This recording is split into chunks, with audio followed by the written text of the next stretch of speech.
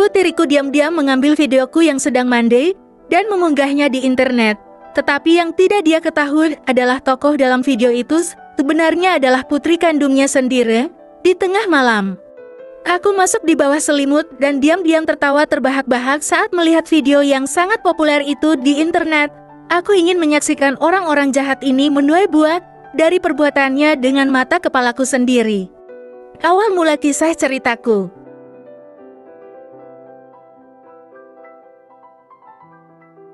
Ketika aku berusia 8 tahun, orang tuaku bertengkar dan bercerai. Ayahku langsung menikah lagi dengan ibu tiriku, dan ibuku juga menikah lagi. Kedua belah pihak tidak mau mengasuhku. Si anak yang merepotkan ini, nenekku akhirnya tidak tahan lagi. Dia meraih tangan aku. Lilian akan ikut denganku ke desa. Jika kalian tidak menginginkannya, tidak apa, aku menginginkannya. Jadi aku yang akan menjaganya selama hidupnya.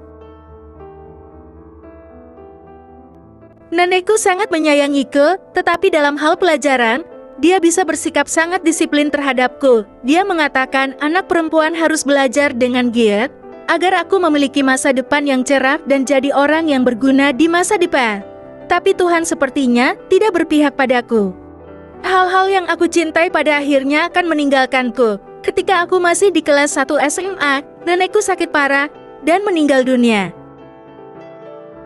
Sebagai putri kandungnya, ini adalah pertama kalinya aku datang ke rumah baru ayahku. Ibu tiriku awalnya sudah ingin menyingkirkan kehadiranku, tetapi melihat aku adalah gadis biasa dan bukan sebuah ancaman besar, dia tidak jadi mengusirku. Namaku Susan, usiaku hanya 3 bulan lebih muda darimu. Kakak, pakaian-pakaian ini untukmu. Oh ya, apa kamu tahu cara menggunakan pemanas air listrik? Aku dengar di pedesaan, jika kamu mau mandi kamu harus pergi ke sumur untuk mengambil air. Itu sangat merepotkan sekali. Setelah mengambil pakaian yang dia berikan, aku langsung pergi ke kamar yang sudah mereka sediakan untukku. Setelah melihat-lihat, kamarnya bersih dan agak kecil, tetapi punya kamar mandi sendiri. Namun setelah aku periksa dengan teliti, ternyata tempat tidurku adalah tempat tidur kayu bekas yang kualitasnya buruk. Ketika aku duduk di atasnya, papan kayunya akan mengeluarkan suara bergerit yang aneh, itu sangat mengganggu. Mereka sengaja membentangkan sprei baru di atasnya, mereka sengaja menunjukkannya kepada ayahku, agar ayah berpikir bahwa ibu tiriku adalah wanita yang berpikiran terbuka dan murah hati, termasuk pakaian-pakaian lama yang diberikan Susan kepadaku sebelumnya. Kecuali 2 atau 3 potong pertama yang masih utuh, sisanya pakaian dan celana yang sudah berlubang, atau sengaja dipotong-potong dengan gunting.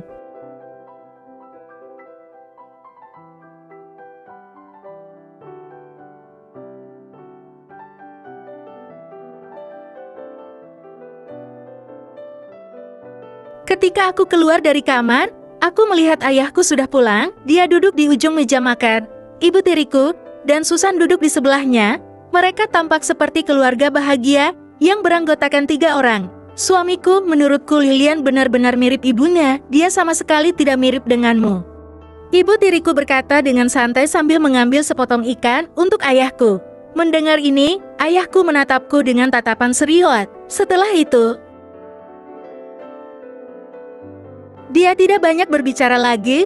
Setelah makan malam hari ini, aku juga diam-diam memikirkannya. Jika ibu tiriku menganggap aku sebagai gadis rendahan, maka dia pasti menganggap saudara tiriku sebagai gadis kelas atas. Jadi tidak mudah bagiku untuk menghadapinya. Setelah membereskan semua barangku, aku pergi ke kamar mandi untuk mandi. Saat aku sedang membilas busa di tubuhku, air hangatnya tiba-tiba berhenti.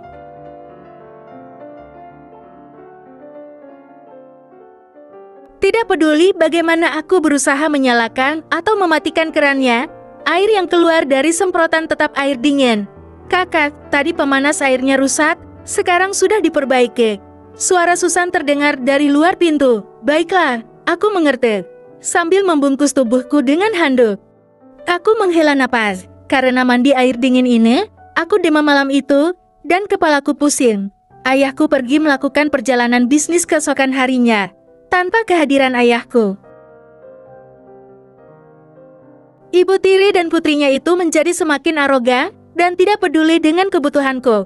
Untungnya, aku punya obat-obatan ringan yang kusimpan di tas sekolahku. Setelah minum obat, aku pergi ke ruang tamu dan menyadari bahwa mereka juga telah memutus saklar listrik.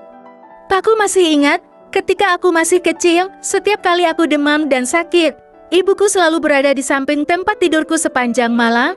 Dia mengukur suhu tubuhku dan mengganti kompres di keningku. Aku sedang sakit dan merasa tidak nyaman. Jadi aku menangis dan rewang, sehingga ibuku tidak bisa tidur nyenyak sepanjang malam.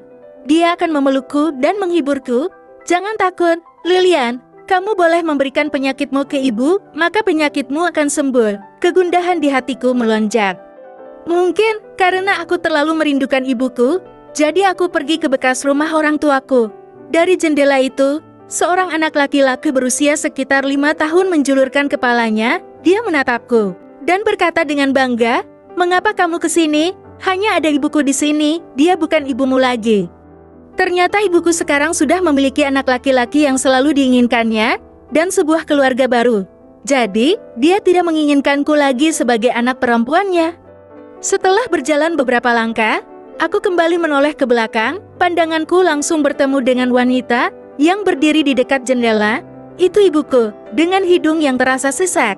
Aku menahan air mataku untuk waktu yang lama, dan akhirnya aku benar-benar menangis penuh kekecewaan. Ibuku menutup mulutnya dan tampak ingin menangis juga. Dia melambai padaku, memberi isyarat agar aku segera pergi dari tempat itu setelah sekolah dimulai.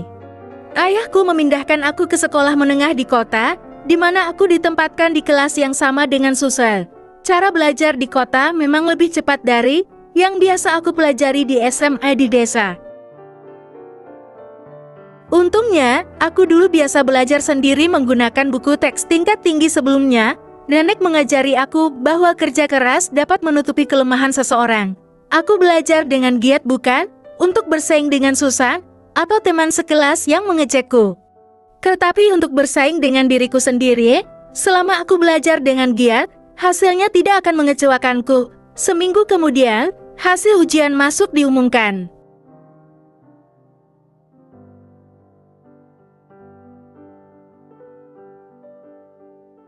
Namaku ada di paling atas. Aku mengalahkan Susan. Nilai Susan biasanya berada di peringkat 5 besar di kelas. Tapi karena nilaiku juga tinggi, posisinya tergeser keluar dari 5 besar. Begitu aku sampai di rumah, aku melihat ayahku dengan wajah tegang dan dia berkata, "Lilian, berlutut." Ayahku sama sekali tidak berniat mendengarkan penjelasan dariku. Dia memelototiku dengan marah, "Berlutut. Apakah kamu tidak ingat apa yang diajarkan nenekmu sebelumnya? Ini sudah keempat kalinya kamu menyontek, kamu seharusnya malu." Ayahku marah tanpa alasan yang jelas. Ketika dia melihat penggaris, dia meraihnya dan memukulku dengan kejam tanpa mengucapkan sepatah kata pun. Setiap bagian kulitku di lengan dan punggung rasanya seperti ditarik oleh penggaris itu, rasanya pedih dan sakit. Ketika ayahku sudah lelah memukuliku, dia melemparkan penggaris itu ke samping. Masuk ke kamar, aku jadi teringat ibumu setiap kali aku melihatmu, sialan. Jika kamu berani menyontek lagi di masa depan, aku akan memukulmu. Pada malam hari, setelah mengoleskan obat di tubuhku, aku bersandar di tempat tidur, membenamkan wajahku dengan kedua tanganku dan kembali merawat lukaku sendiri. Belakangan, aku masih belajar dengan giat. Untuk mengejar pelajaranku di kota, aku menghabiskan banyak waktu di perpustakaan. Untuk belajar setiap kali aku memiliki waktu luang. Tetapi setiap kali aku mengikuti ujian, aku tidak pernah berada di peringkat teratas lagi. Aku berusaha menempatkan nilaiku di peringkat menengah kelas dan hanya menduduki peringkat teratas untuk pelajaran bahasa Inggris saja. Setelah beberapa bulan hidup bersama dengan damai, di depan ayahku, Ibu tiri dan anaknya itu masih memperlihatkan kasih sayang mereka yang palsu kepadaku. Jika ayahku tidak ada di rumah, dalam perjalanan bisnis, kedua orang itu akan menunjukkan sifat asli mereka. Mereka akan menindasku dengan kejam. Entah dengan cara merobek PR yang harus aku selesaikan keesokan harinya dan membuangnya ke tempat sampah, atau aku diberi sisa makanan yang sudah basi. Sekarang, kesempatanku untuk balas dendam sudah tiba.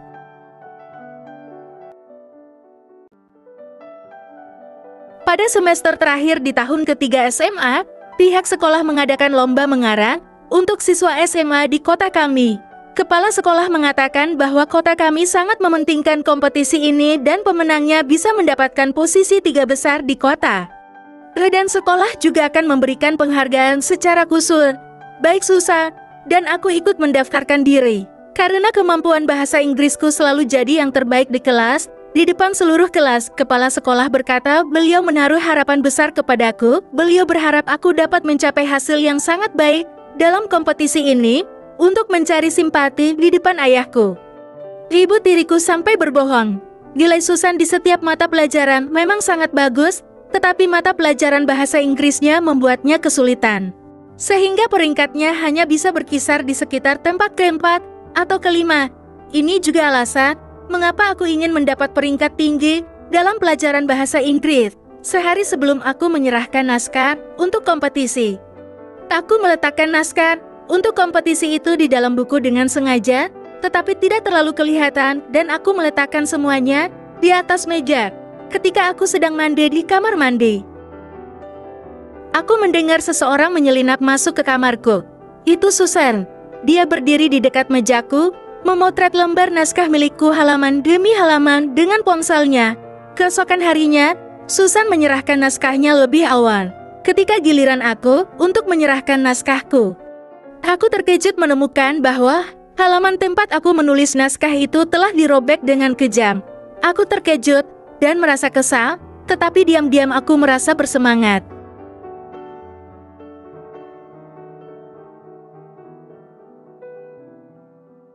Sebulan kemudian, Susan memenangkan juara ketiga dalam kompetisi di kota.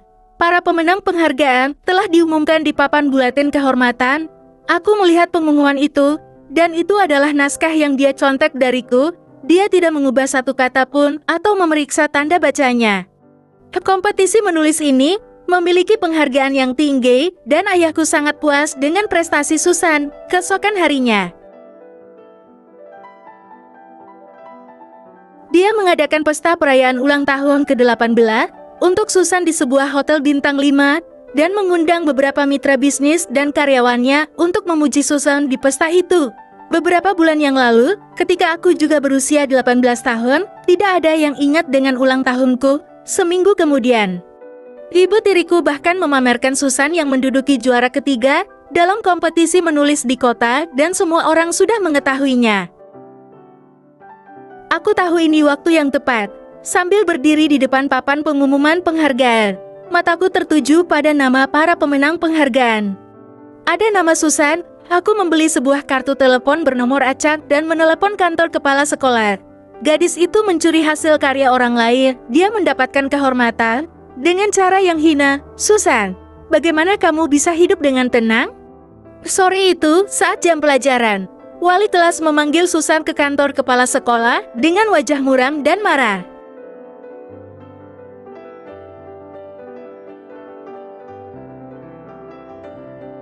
Di rumah, ibu tiri dan ayahku sedang tidak ada. Saat itu jam 8 atau 9 malam, sebelum aku mendengar pintu terbuka di luar. Aku keluar dari kamarku, dan di ruang tamu, dada ayahku naik turun karena marah. Dia bahkan mengutuk, "Kamu sudah membuat aku sangat malu." Susan sedang berlutut di lantai. Dia menangis terseduh-seduh dalam kompetisi menulis yang begitu penting di kota. Rasanya memalukan sekali karena dia ketahuan menyalin artikel dari internet dan menerjemahkannya ke dalam bahasa Inggris untuk kompetisi tersebut. Apalagi sebelumnya, ibu tiriku sudah mempublikasikan putrinya itu ke mana-mana, dan sekarang terungkap bahwa tulisannya itu adalah hasil mencontek. Ini bukan hanya kejadian memalukan, tapi juga sangat hina. Ayahku memarahi Susan dengan keras, tetapi dia juga masih bingung. Dia mengangkat kakinya dan menendang dada Susan. Di tengah malam, tanpa seizinku, Susan langsung menerobos kamarku dengan kasar. Aku benar-benar jarang tertidur lelap, jadi ketika dia masuk ke kamarku, aku langsung terbangun. Dia menarik selimutku, menyeretku dari tempat tidur dan berteriak dengan marah, "Aku benar-benar meremehkanmu sebelumnya. Tetapi kamu dengan sengaja memberiku tulisan hasil contekan itu." Susan memaki sambil terbatuk-batuk dan menutupi dadanya yang nyeri. Susan tidak punya bukti ketika dia menuduhku, jadi dia tidak punya pilihan lain selain menangis dan berlari kepada ibu tiriku. Aku tidak masalah jika mereka melakukan berbagai cara untuk menindasku, tetapi aku tidak menyangka ibu tiriku bisa sangat marah sehingga dia sampai memukulku.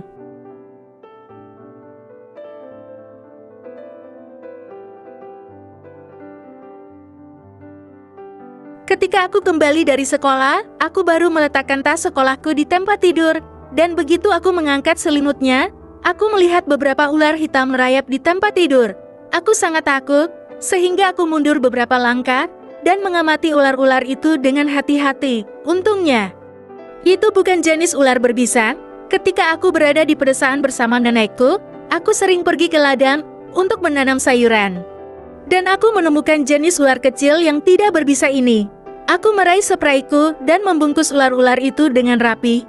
Sebelum Susan kembali, aku membawa kain yang membungkus semua ular itu dan diam-diam memasukkan semua ularnya ke kamar Susan. Cara terbaik untuk menghadapi kejahatan mereka adalah dengan memakai cara yang sama. Pada malam hari, ayah dan ibu tiriku terganggu oleh suara-suara berisik, tidak terkecuali aku, dan kami bergegas ke kamar Susan bersama. "Bu, apa yang terjadi di sini? Mengapa ular-ular ini masuk ke kamarku?" Wajah Susan tampak pucat dan dia langsung bicara tanpa berpikir. Karena ayahku terbangun di tengah malam, hatinya penuh amarah dan dia langsung membentak ibu tiriku. "Aku sudah bekerja dengan lelah untuk mencari nafkah di siang hari. Apa kamu tidak bisa mengatur anak dan menjaga rumah ini agar tetap tenang dan damai? Jika kamu tidak bisa memberikan kedamaian di rumah ini, aku akan mencari orang lain yang bisa melakukannya." Ayahku memang suka mengancam, karena dia kini mengancam untuk mencari orang lain demi mengurus rumah ini. Mungkin dia sudah berubah pikiran. Setelah kejadian ular itu, aku tahu bahwa mereka berdua sangat marah kepadaku. Tetapi mereka harus menunggu kesempatan lain untuk berurusan denganku lagi. Benar saja.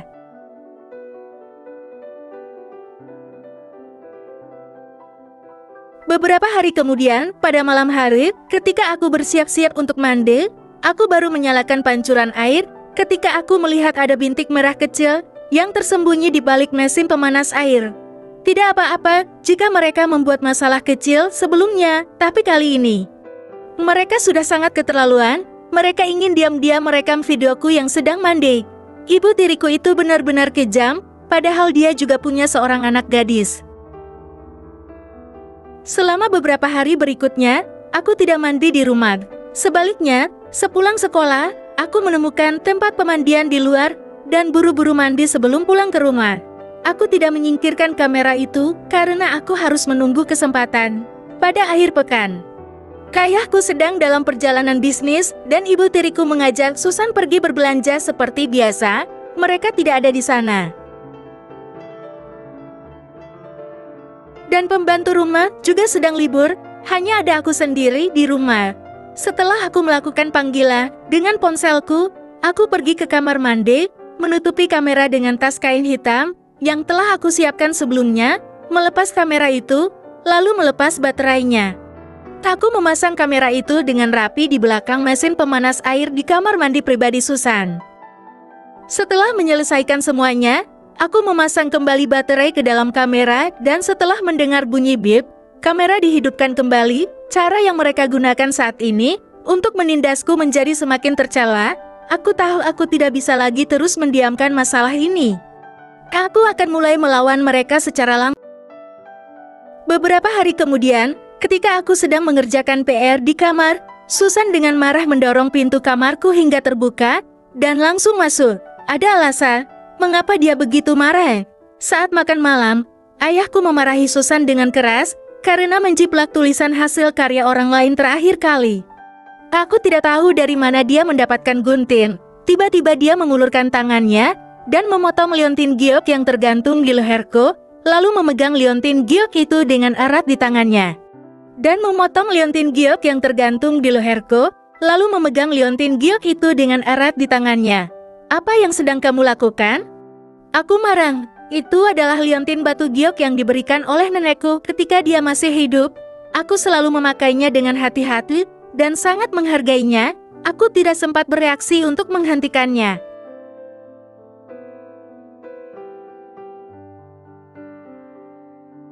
Jadi aku hanya pasrah ketika melihatnya menghantamkan liontin giok kesayanganku ke dinding dan akhirnya pecahan liontin itu hancur berkeping-keping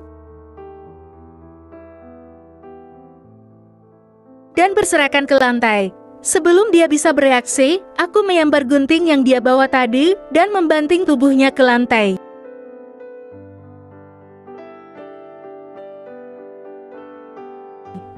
Aku memotong rambutnya yang panjang secara membabi buta dan ada botak besar di bagian atas kepalanya.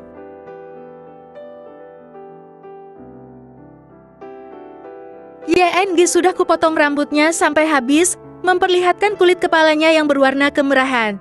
Ayam dan ibu tiriku yang mendengar suara keributan kami bergegas ke kamarku dan dengan cepat memisahkan kami.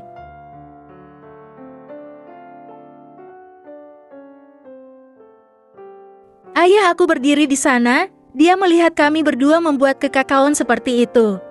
Dan dia berteriak putus asa, "Liliang, apa yang kamu lakukan? Tidakkah menurutmu keadaan di rumah ini sudah cukup kacau?" Aku menundukkan kepalaku. Sambil terisak aku mengambil pecahan liontin giok yang berserakan di lantai dan berjalan ke ayahku, lalu aku berlutut dan memeluk kaki ayahku. Ayah dan nenek adalah keluargaku yang paling penting dan yang paling aku sayangi.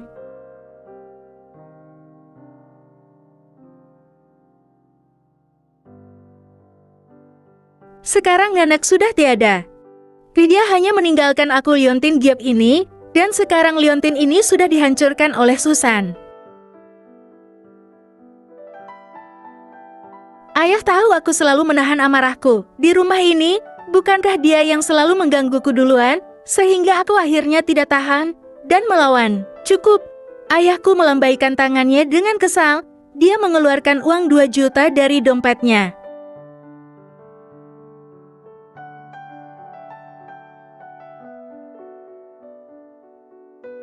Dan menyerahkannya kepadaku dan Susan masing-masing 1 juta. Kamu ambil uang ini untuk membeli wig.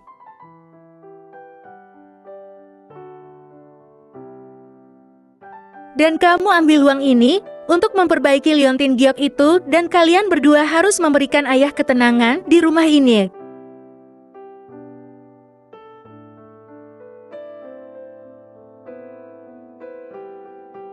Setelah insiden pemotongan rambutnya terakhir kali, Susan tahu aku bukanlah seseorang yang mudah ditindas dan dikalahkan. Dan dia tidak berani mencari masalah lagi denganku akhir-akhir ini. Ketika dia melihatku di sekolah, dia langsung menghindariku.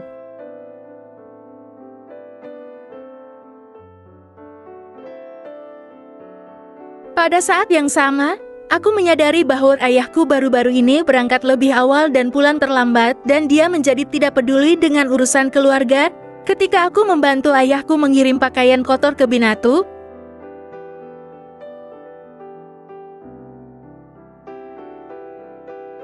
Aku tidak sengaja menemukan laporan tes kehamilan di saku ayahku.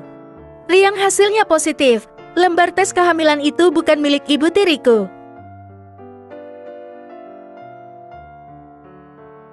Tapi nama wanita lain. Aku diam-diam menyembunyikan lembar tes kehamilan ini dan tidak memberitahu siapapun.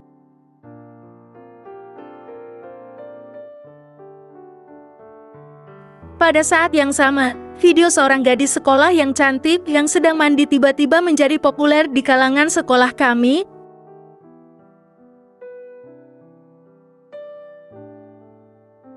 Dan hampir setiap siswa laki-laki mendapat salinannya.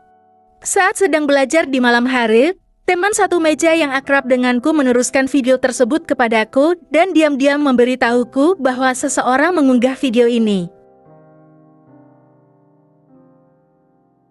Dia mengira gadis di video itu adalah aku, dan dia mengatakan kepadaku untuk lebih berhati-hati akhir-akhir ini ya.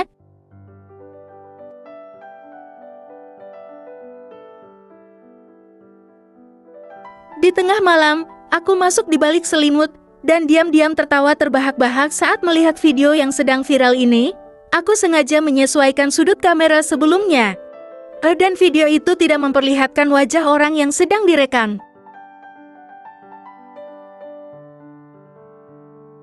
Saat ibu tiriku dan putrinya itu mengunggah video tersebut,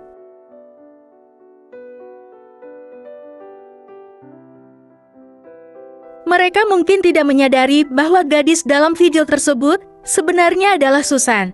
Antusiasme itu berlanjut hingga keesokan harinya.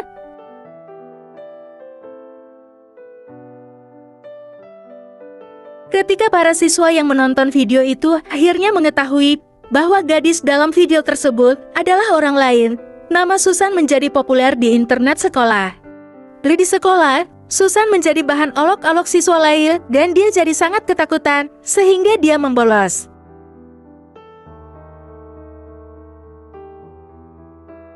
Selama 2 hari penuh, Susan tidak muncul di sekolah, dia juga tidak pulang ke rumah. Susan seolah-olah menghilang dari dunia ini. Ibu tiri aku kembali dari kantor polisi dalam keadaan putus asa.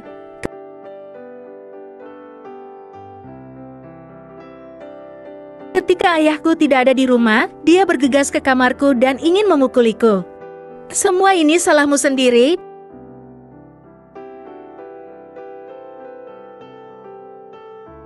Dan sekarang kamu menuai akibatnya. Itu semua tidak ada hubungannya denganku.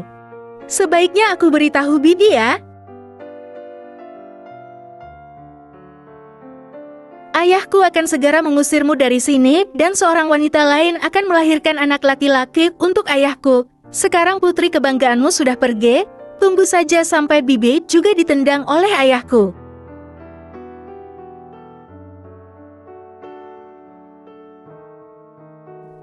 Apa katamu? Seru ibu tiriku dengan histeris. Tidak mungkin. Aku jelas-jelas sudah memberi ayahmu obat infertilitas.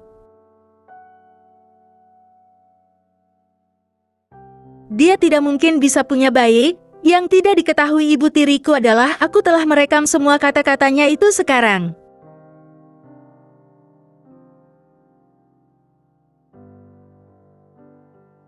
Beberapa hari kemudian, ayah dan ibu tiriku bertengkar hebat di rumah. Aku tidak peduli, aku ingin bercerai. Kalian berdua, ibu dan anak, tidak memiliki sikap dan hati yang baik.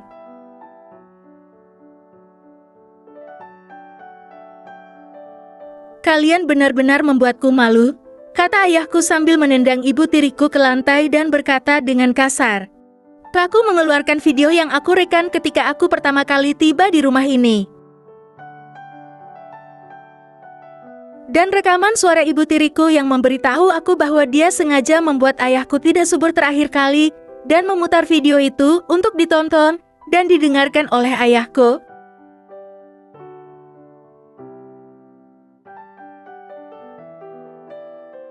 Pada akhirnya, ayah dan ibu tiriku bercerai. Dan ayahku menggunakan segala cara untuk membuat ibu tiriku meninggalkan rumah ini.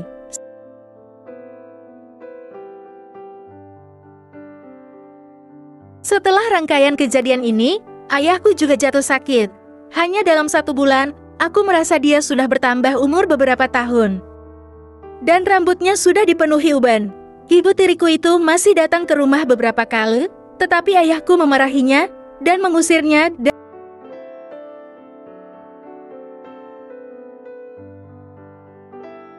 Dan dia tidak pernah datang lagi. Lagi pula, ayahku sudah mengungkapkan bahwa dia sudah memiliki anak dari wanita lain. Jadi kedatangan ibu tiriku ke rumah sia-sia.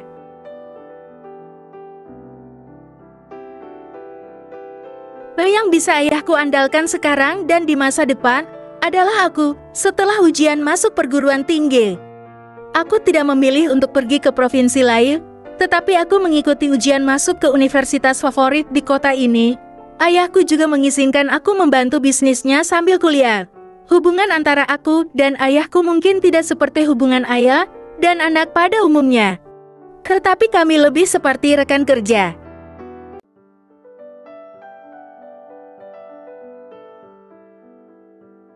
Pengalaman bertahun-tahun ini telah membuat aku mengerti bahwa mengandalkan orang lain pada akhirnya akan sia-sia saja, bagaikan pohon tanpa akar. Hanya dengan mengandalkan diri sendiri, aku bisa tumbuh menjadi pohon yang menjulang tinggi. Di masa depan nanti, aku akan berjalan perlahan sendiri. Lagi pula, hidupku baru saja akan dimulai.